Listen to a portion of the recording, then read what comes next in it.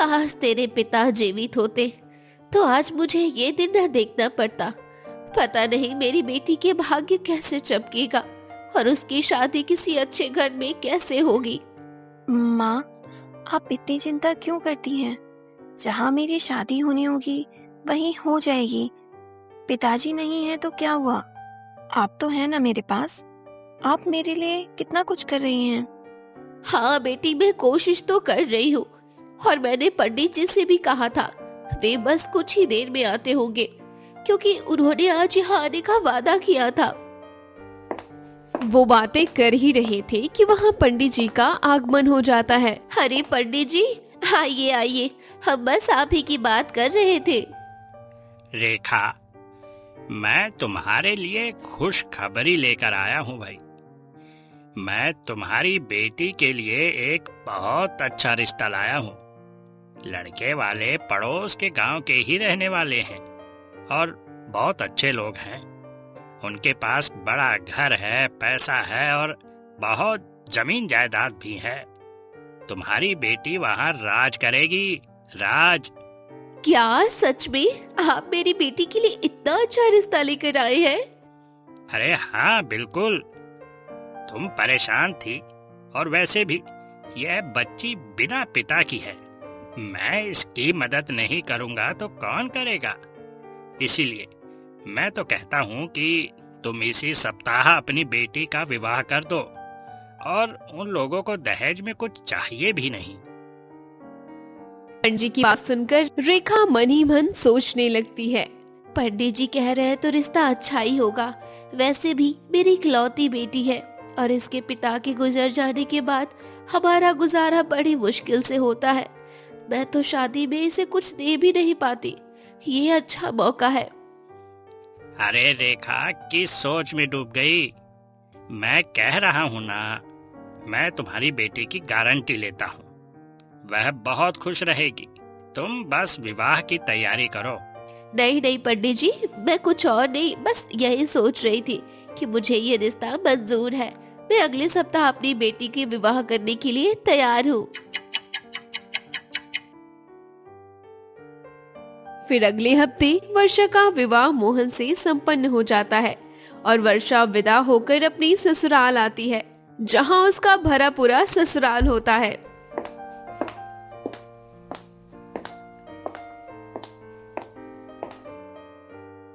अरे बड़ी भाभी, देखिए छोटी भाभी कितनी सुंदर है ना। हाँ सुंदर तो है, लेकिन मुझसे थोड़ी कम। देखो मैं कितनी गोरी हूँ और वर्षा का रंग थोड़ा दबा हुआ है। नहीं नहीं भाभी, ये आप क्या कह रही हैं? आपने तो ढेर सारा मेकअप थोप रखा है, पर भाभी का सौंदर्य तो प्राकृतिक है। नई दुल्हन होने के कारण वो और भी सुंदर लग रही हैं। तो चुप कर, बहुत चपट चपट करने लगी है। चल यहाँ से और अपनी नई नवेली भाभी के लिए चाय बना कर ला। बेचारी बहुत थक गई होगी। डॉली वहाँ से चली जाती है, जबकि वर्षा की जेठानी वर्षा से हंसते हुए कहती है, देखो मैं थोड़ी मुंहफट किस्म की हूँ, जो सच होता है वही बोलती हूँ और दिल में कुछ नहीं रखती। अरे कोई बात नहीं भाभी, आप वाकई में मुझसे ज्यादा सुंदर हैं। चलो अब तुम भी मानती हो ना कि मैं सुंदर हूँ। खैर अब तुम आराम करो, थोड़ी देर में डॉली तुम्हारे लिए चाय लेकर आएगी। जेठानी कमरे से चली जाती है। वर्षा एक लंबी सांस लेकर अपना घूंघट उठाते हुए खुद से कहती है, बस अब जल्दी से रात हो जाए ताकि मैं सो सकूं। मैं बहुत थक गई हूँ। वाकई शादी की रस्में इतनी थका देने वाली होती हैं, यह मुझे आज समझ आया। दुल्हन का क्या हाल होता है यह अब पता चला। बस जल्द से जल्द रात हो और मैं अपने कमरे में जाकर सोऊं। वर्षा अभी ये सोच ही रही थी कि तभी डॉली चाय लेकर आई और बोली, भाभी ये लीजिए चाय। वैसे आप कौन से सपनों में खोई हुई हैं? लगता है आपको बहुत नींद आ रही है। हाँ सच कहूँ तो मुझे बहुत नींद आ रही है। अच्छा, लेकिन अभी आपको सोना नहीं है। जब रात हो जाएगी तब आराम से सोइएगा, तब आपको कोई परेशान नहीं करेगा। डॉली वहाँ से चली जाती है और वर्षा किसी तरह बैठे बैठे अपना दिन गुजारती है। हे भगवान, मेरी तो बैठे बैठे कमर दर्द करने लगी। पता नहीं रात कब होगी और मैं कब चैन से अपने कमरे में जाकर सोऊंगी। परेशानी में सोचते सोचते आखिर रात हो गई। तभी उसकी सास वहां आई। अरे डॉली, दीपाली, कहाँ हो तुम दोनों? नई बहू को लेकर जाओ, अब उसके आराम करने का समय हो गया है। हाँ माँ, बस हम अभी भाभी को लेकर जाते हैं। चलिए छोटी भाभी। वर्षा उनके साथ चलने लगती है, लेकिन जब वे घर से बाहर निकलने लगते हैं तो वर्षा ठिठक जाती है। अरे डॉली भाभी, तुम मुझे घर के बाहर क्यों ले जा रही हो? कमरा तो अंदर की तरफ है ना? नहीं भाभी, असल में कमरा इस तरफ है। आइए मैं आपको लेकर चलती हूँ। ये कहते हुए वर्षा को सब्जियों के खेत में ले जाते हैं। डॉली भाभी, आप दोनों मुझे इस खेत में क्यों लेकर आई हैं? भला यहाँ क्या है? अब तो रात भी हो गई है और मुझे नींद आ रही है। आप मुझे अपने सब्जियों के खेत में क्यों घुमा रही हैं? अंधेरे में यहाँ कुछ नजर नहीं आएगा। ओह मेरी भोली देवरानी, मैं तुम्हें यहाँ घुमाने नहीं लाई हूँ, बल्कि ये आराम करने के लिए लाई हूँ। हम लोग यहीं रहते हैं, यहीं सोते हैं और यहीं खाते पीते हैं। क्या? यह आप क्या कह रही हैं? सब्जियों के खेत में चारपाई लगाकर सोती हैं? हाँ हाँ, और क्या, यही तो हमारा घर है और यहाँ हमारा सब कुछ है। क्या? अगर आप लोग यहाँ रहती हैं, तो फिर वह आलीशान घर किसका था? अरे बहन, क्या बताऊं, वो घर हमारा नहीं बल्कि सेठ जी का है। वो तो हमने बस कुछ घंटों के लिए तुम्हारे स्वागत के लिए किराए पर लिया था। असल में तो हम यहाँ रहते हैं। ये सुनकर वर्षा दंग रह जाती है और अपने मन में सोचती है, इसका मतलब पंडित जी, इन लोगों ने जो भी बताया वह सब झूठ था। इनके पास तो कुछ भी नहीं है। वर्षा अभी ये सोच ही रही थी कि तभी उसका पति मोहन वहां आता है। वर्षा, तुम क्या सोच रही हो?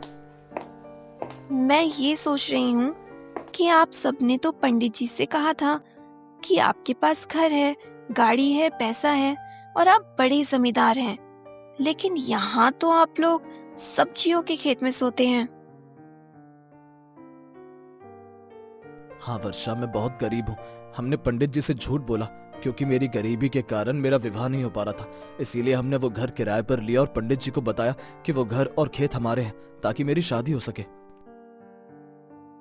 इसका मतलब सबने मुझसे झूठ बोला? देखो वर्षा, मैं मानता हूँ कि मैंने झूठ बोला, लेकिन तुम भी तो किसी बहुत अमीर घर से नहीं आई हो।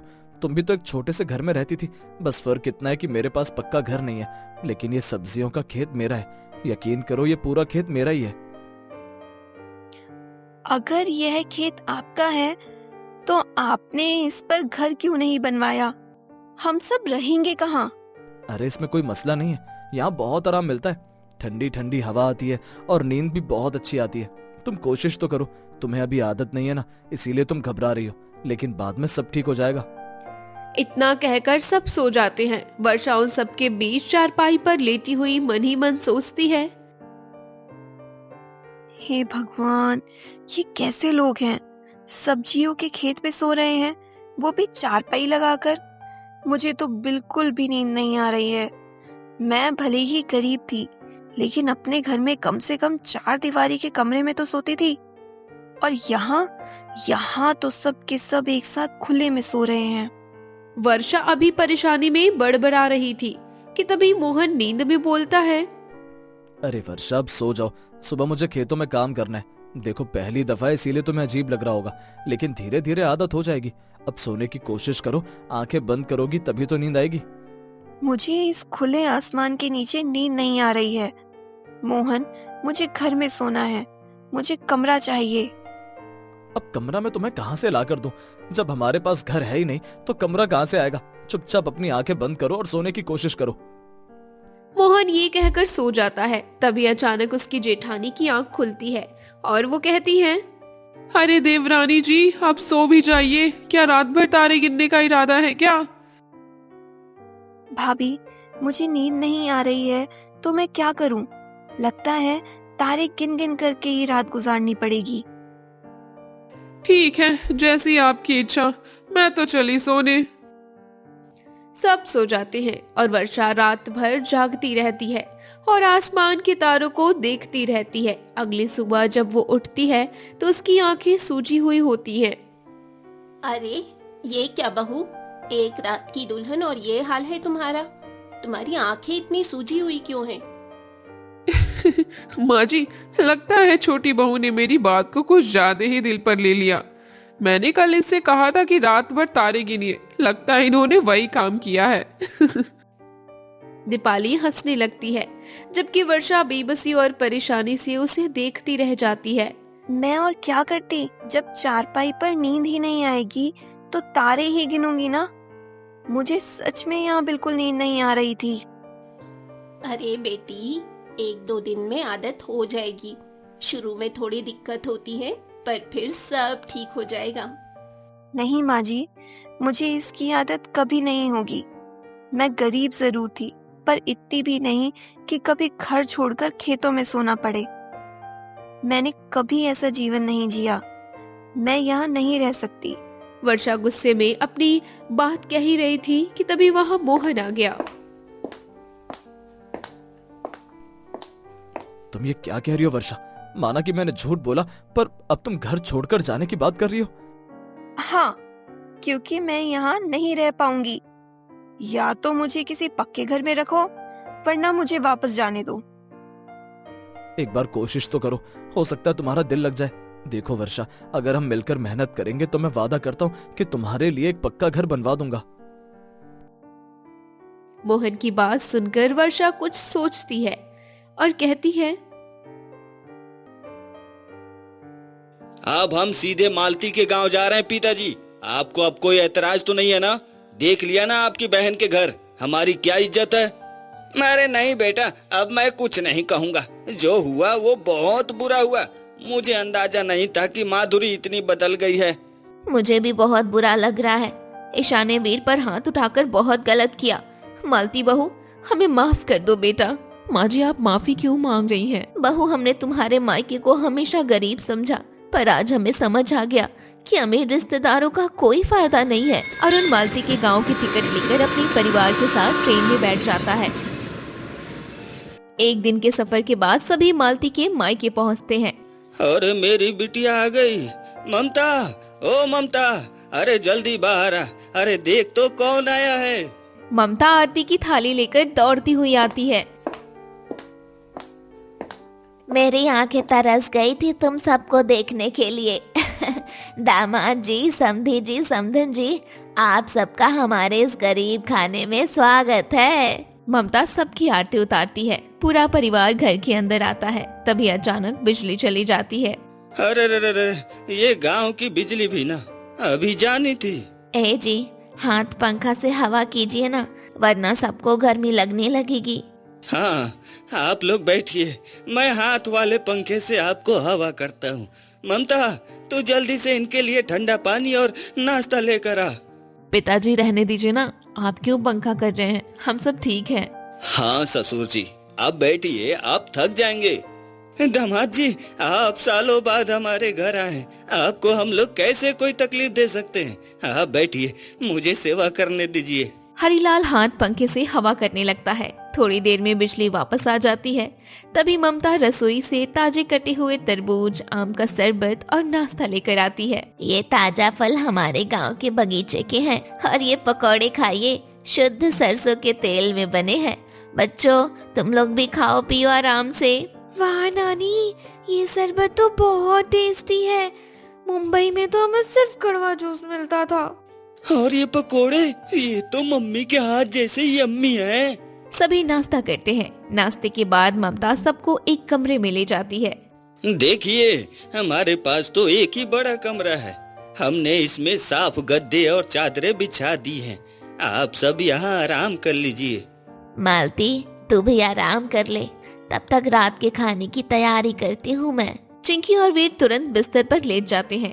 मम्मी, नाना नानी हमें कितना प्यार करते हैं ना, इन्होंने हमें डांटा भी नहीं। और हमें पेट भरकर खाना भी खिलाया। मम्मी, हम हर साल यहाँ क्यों नहीं आते हैं? बच्चों, अब बहुत बातें हो गई, चलो तुम लोग सो जाओ अब। सभी सो जाते हैं और शाम को पूरा घर ममता के चूल्हे पर बने ताजे खाने से महक रहा होता है। ए जी, सभी को खाने पर बैठाइए, खाना बन गया है। हरिलाल सबको आंगन में बिछाए गए पीढ़ों पर बिठाता है। दामाद जी, आज मैंने दाल बाटी चूरमा और बैगन का भरता बनाया है, गांव का शुद्ध खाना है। उम्मीद है आपको पसंद आएगा। आप लोगों ने इतनी मेहनत क्यों की? साधारण रोटी सब्जी बनाते। समझी जी, हमारी बेटी और आप सब आए हैं तो उत्सव तो होना ही चाहिए। खाइए खाइए ना, पेट भर के खाइए। सब लोग बड़े चाव से खाना खाते हैं। खाने के बाद सभी आंगन में चारपाई लगाकर बैठते हैं। हरिलाल भाई, सुना है तुम्हारी बेटिया और दामाद जी शहर से आए हैं। हाँ भाई, ये मेरे दामाद जी हैं, शहर में बड़े अफसर हैं, और ये मेरे समधी जी हैं। मेरी बेटी बहुत सालों बाद अपने ससुराल वालों के साथ गर्मियों की छुट्टी में आई है। और साथ में मेरे नाती नतनी को भी लेकर आई है। आज मैं बहुत खुश हूँ। ऐसा लग रहा है जैसे किसी लंबे इंतजार के बाद मुझे जो चाहिए था वो मिल गया। आज मेरी खुशियाँ मेरे बच्चों की मुस्कुराहट के साथ वापस आ गई हैं। ममता के माता पिता के प्यार से महेश और देवकी को उनकी गलती का एहसास होता है। मैं कितना गलत था, जिन्हें मैंने अपना माना उन्होंने मेरे परिवार की बेइज्जती की, मेरे बच्चों को थप्पड़ मारा।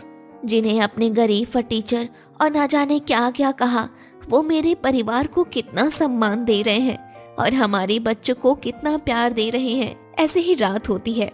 सब छत पर खुले आसमान के नीचे सोते हैं। अगले दिन सुबह सभी हरिलाल के खेत आए हुए हैं। बच्चों, आज मैं तुम्हें अपना खेत दिखाऊंगा। वो देखो, वहाँ गन्ने लगे हैं और वहाँ खीरे।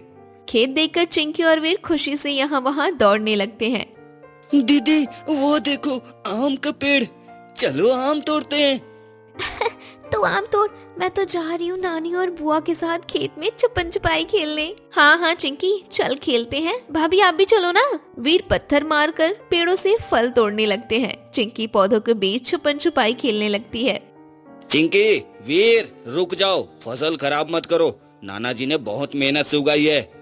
अरे अरुण बेटा, रहने दो ना, बच्चे हैं, करने दो मस्ती। अपने नाना नानी के घर नहीं करेंगे तो कहाँ करेंगे? ये खेत भी तो उन्हीं का है ना। हाँ दामाद जी, इन्हें मत रोकिए, जितना खेलना चाहे खेलने दीजिए। इनके शोर से मेरे खेत में रौनक आ गई है।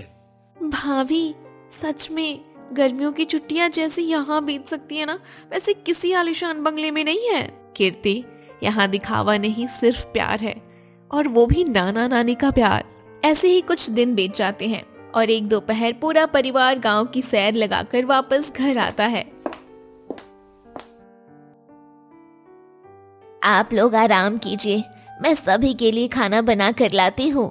माँ, लाओ मैं तुम्हारी मदद कर देती हूँ, तुम सुबह से अकेले काम कर रही हो। अरे बेटिया, तू मेहमान है, तो बैठ, मैं कर लूंगी। नहीं माँ, मैं इस घर की बेटी हूँ। चलो आज हम दोनों मिलकर माँ बेटी वाला स्पेशल खाना बनाएंगे। मालती और ममता मिलकर खाना बनाती हैं। उधर आंगन में हरिलाल और अरुण लूडो खेल रहे होते हैं। ऐसे ही कुछ दिन बीतते हैं। नानी, बहुत गर्मी लग रही है, यहाँ कहीं आइसक्रीम नहीं मिलती? पापा तो हमें रोज शाम को आइसक्रीम खिलाते थे। हाँ नानी, आइसक्रीम खाने का तो बहुत मन कर रहा है, पर यहाँ तो कोई दुकान ही नहीं दिख रही। अरे मेरे बच्चों, तो उदास मत हो, तुम्हारे नाना नानी अभी तुम्हारे लिए आइसक्रीम ला देंगे। सुनते हो जी, बच्चे आइसक्रीम मांग रहे हैं। हाँ तो मैं अभी जाता हूँ, गांव के बाहर चुन्नी लाल की दुकान है, वहाँ शहर से बर्फ और आइसक्रीम आती है, मैं अभी लेकर आता हूँ। पिताजी रहने दीजिए, दोपहर की इतनी कड़ी धूप है और वो दुकान यहाँ से बहुत दूर है। अरे बेटी, तू कैसी बात करती है? मेरे नाती नतनी ने कुछ मांगा है और मैं ना लाऊं, ऐसा भला कैसे हो सकता है? पापा जी, आप इस उम्र में इतनी दूर पैदल कैसे जाएंगे? रहने दीजिए, बच्चों को मालती समझा देगी। दामाद जी, मुझे कुछ नहीं होगा। मैं अभी अपनी साइकिल उठाता हूँ और चुन्नी लाल की दुकान पहुँचता हूँ। ए जी, एक पन्नी में ढेर सारी बर्फ रखकर उसमें आइसक्रीम लेकर आइएगा ताकि आइसक्रीम पिघले ना। ठीक है भाग्यवान। बच्चों, मेरा इंतजार करना। मैं यूं गया और यूं आया। बच्चों, ये देखो, मैं तुम सबके लिए कुल्फी लाया। समधी जी, समधन जी, आप लोगों के लिए भी लाया हूँ, ये लीजिए। भाई साहब, आप सच में इतनी दूर से ये सब लाए हैं? आपकी तो पूरी कमीज पसीने से भीग गई है। आप हम लोगों के लिए और इन बच्चों के लिए कितना कष्ट उठा रहे हैं। जी, ये कष्ट नहीं है, ये तो मेरा सौभाग्य है। मेरी बेटी का परिवार सालों बाद आया है। और अगर हम बच्चों की छोटी सी इच्छा पूरी ना कर सके तो हमारा नाना नानी होना बेकार है। लो बच्चों, तुम अपनी पसंदीदा आइसक्रीम खाओ। बच्चे खुशी खुशी आइसक्रीम खाने लगते हैं। हमें अपनी गलती का गहरा एहसास हो रहा है। हमने इस प्यार और सम्मान को गरीबी का नाम देकर ठुकराने की कोशिश की थी और आप लोग हर दिन हमारा दिल जीत रहे हैं। आज आपने मेरी आंखें खोल दी। हम शहर की चकाचौंध और अमेरी के पीछे इतने अंधे हो गए थे कि हम असली रिश्तों की कदर ही करना भूल गए थे। आपकी झोपड़ी में जो सुकून और मान सम्मान हमें मिला है, वह हमें करोड़ों के बंगले में भी नसीब नहीं हुआ। हमें माफ कर दीजिए। हमने हमेशा मालती को उसके मायके के लिए ताने दिए। अरे समधी जी, आप ये क्या कह रहे हैं? आप बड़े हैं, हमारे घर आए हैं, यही हमारे लिए सबसे बड़ी बात है। हमें आपसे कोई गिला शिकवा नहीं है। ऐसे ही गर्मी की छुट्टियां बीतती हैं। ममता ने मालती को घर का बना घी, अचार, पापड़ और खेतों के ताजे फल देती है। मालती बेटिया, अपना ख्याल रखना और बच्चों, अपने नानी को मत भूल जाना। जब तुम लोग आए थे तो घर कैसा रौनक से भर गया था। अब फिर से सन्नाटा छा जाएगा। नाना नानी, हम आपको कभी नहीं भूलेंगे। इस बार की छुट्टियां हमारी लाइफ की बेस्ट छुट्टियां थी। नाना नानी, अगली बार हम फिर आएंगे। आप हमारे लिए फिर से आइसक्रीम लाओगे ना? जरूर बेटा, तुम लोग जब भी आओगे, ये नाना तुम्हारे लिए अपनी जान हाजिर कर देगा। पूरा परिवार भारी मन से टैक्सी में बैठता है। हरीलाल और ममता हाथ हिलाते हुए उन्हें विदा करते हैं। रास्ते में महेश के फोन पर माधुरी का फोन आता है। हाँ माधुरी, कहो, क्या बात है? भाई साहब, आप लोग कहाँ हैं? क्यों, क्या हुआ? हम लोग आपके शहर आ रहे थे। दरअसल ईशा के पापा को कुछ मेडिकल चेकअप कराना है और आपके शहर में एक बहुत बड़ा डॉक्टर रहता है ना। अरे, ये तो संभव नहीं है। क्यों भैया? हम तो सोच रहे थे कि 2-3 दिन आपके घर रुक जाएंगे। वैसे भी छुट्टियां चल रही हैं तो थोड़ा मिलना जुलना हो जाएगा। महेश एक पल के लिए रुकता है। उसे गर्मियों की छुट्टी की पुरानी यादें याद आती हैं। मेरे परिवार और मेरे पोता पोती को फटीचर कहा था ना। कुछ दिनों की छुट्टियों में हम इन पर बोझ बन गए थे और इन्होंने मेरे पोते पर हाथ भी उठाया था। माधुरी, हमें माफ करना। हम सब अभी घर नहीं पहुंचे हैं और वैसे भी हम आने वाले कुछ दिनों में बहुत ज्यादा ही बिजी रहेंगे। कोई बात नहीं भैया, हम तो सिर्फ घर में रहेंगे और हॉस्पिटल जाएंगे। नहीं माधुरी, हमारा घर छोटा है और तुम लोगों को हमारे घर में एडजस्ट करने में बहुत दिक्कत होगी। शहर में बहुत सारे अच्छे होटल हैं, तुम कहीं भी रुक सकती हो। भैया, आप ये क्या कह रहे हैं? मैं आपकी बहन हूँ। आप मुझे अपने घर आने से मना कर रहे हैं? हाँ माधुरी, रिश्तों में जब कड़वाहट और अपनापन आ जाए तो अलग हो जाना बेहतर होता है। अब हम पर हक जताना छोड़ दो। महेश फोन काट देता है। पास खड़े बच्चों के चेहरे पर खुशी की झलक दिखती है। ये क्या जी, आपने नंद जी से ऐसा क्यों कहा? अगर वो आना चाहती हैं तो उन्हें मना क्यों कर रहे हैं? मैंने बिल्कुल सही किया। जो लोग हमें और हमारे बच्चों को सम्मान नहीं दे सकते, हम फालतू में उन पर अपना प्यार क्यों लुटाएं? सही कहा आपने। असली रिश्तेदार तो मालती के माता पिता जैसे लोगों से निभाई जाती है। हाँ, और जो किसी भी हालत में हमारा मान रखते हैं ना, अब से हम हर साल छुट्टियां यही मनाएंगे। हाँ, परायों का हमारी जिंदगी में अब कोई काम नहीं है। आप लोगों की ये बात सुनकर आज मेरा मन हल्का हो गया। आज मुझे अपने मायके पर और भी ज्यादा गर्व हो रहा है। हाँ, सही कहा पिताजी। असली छुट्टियां तो नाना नानी के घर ही होती है। पूरा परिवार हर गर्मियों की छुट्टियां नाना नानी के घर बिताने का फैसला करता है और अगली गर्मियों की छुट्टी का इंतजार करने लगता है।